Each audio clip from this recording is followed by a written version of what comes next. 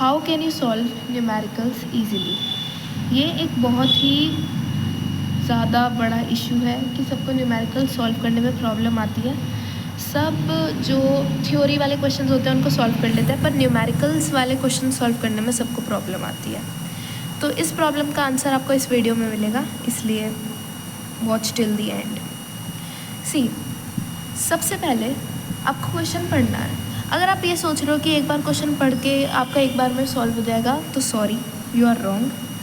आपको कम से कम क्वेश्चन 2 बार पढ़ना है। फिर आपको जो भी चीज़ें दी गई हैं उसमें आपको वो चीज़ें लिख लेनी है, जिससे कि आपको क्लैरिटी हो जाएगी कि आपको सॉल्व करना क्या है। क्योंकि जो वो ग्रामर रहती है बीच में, उससे कन्फ्यूजन होता है। तो आपको क्लैरिटी के साथ सारी चीज़ें जो भी दी गई हैं वो लिख लेनी है। दूसरा पॉइंट नंबर 2, आपको रिलेशंस फाइंड करने हैं फॉर्मूले के साथ। जैसे कि अगर आपको मास दे रखा है और आपको स्पेसिफिक हीट कैपेसिटी दे रखी है और आपको टेम्परेचर दे रखा है, तो आप हीट फाइंड कर सकते हो। तो आपको इस तरीके के रिलेशंस ढूंढने हैं फॉर्मूले के साथ। इसके लिए आपको फॉर्मूला याद होना चाहिए। Point number 3, keep everything in place and evaluate. सब चीज़ आपको रखनी है जगह पे और आपको फिर इवेल्यूएट करना है। इवेल्यूएट करना is the most important part, क्योंकि ये आपको बिल्कुल ठीक से करना है, बिना किसी फॉल्ट के, बिना किसी एरर के। अब जैसे अगर यहाँ पे मैं आपको एग्जांपल दिखाऊं, यहाँ पे हमें मास दे रखा है, टेम्परेचर दे रखा है, हीट दे रखी है।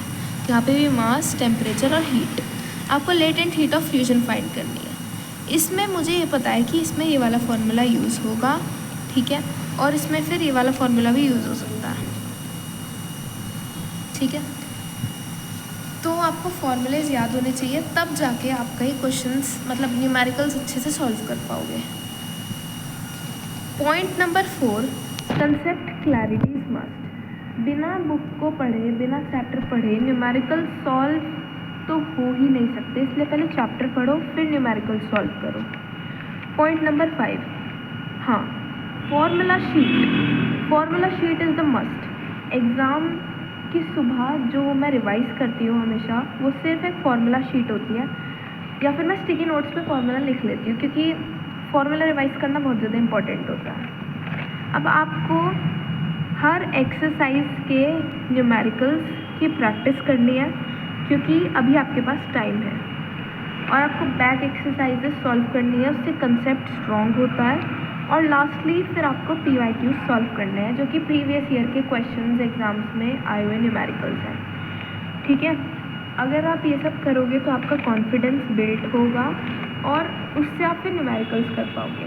पहले आपको थोड़े इजी न्यूमेरिकल्स सॉल्व करना है जो आपकी बुक के पीछे दिए गए हैं, देन उसके बाद जो बोर्ड के पेपर में न्यूमेरिकल्स आते हैं आप उन्हें सॉल्व कर सकते हो, एंड फिर वो आपकी सॉल्व भी हो जाएंगी, क्योंकि आपको बेस पता चल जाएगा कि किस तरीके से क्वेश्चंस आते हैं।